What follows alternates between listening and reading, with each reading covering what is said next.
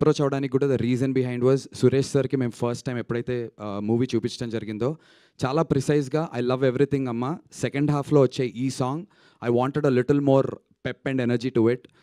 Is there a way that we can redo the song and then get another edit ante? Then we quickly got into it, and sir, our input meer aa roju ichindi sir, it changed the entire tonality of the film sir, because aa tarvata manam Ramanayudu lo vesina prati preview show ki there has been 100% applause, so which is why Suresh Productions is a legendary banner and Suresh Babu garu for a reason. Very precise sniper shot లెవెల్లో సురేష్ బాబు గారు he exactly identified where was it dipping in the film అని.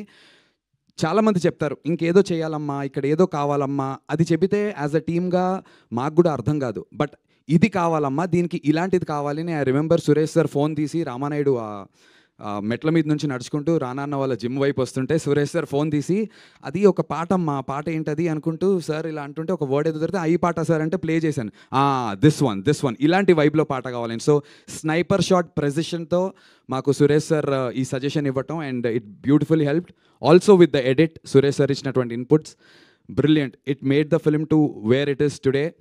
And Suresh సార్ని he is like the చిలిపి senior or చిలిపి HOD from big university. Suresh ప్రొడక్షన్స్లో మా naughty HOD అనుకోవచ్చు. గిల్లుతారు సరదాగా, ఏడిపించి అంటే ఇన్ నాటీ వే సీనియర్ లాగా టీజ్ చేస్తారు, కానీ he'll get the work done.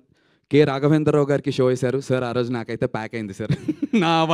నేను I was sweating and my pants and shirt sir, నా వల్ల కాలేదు.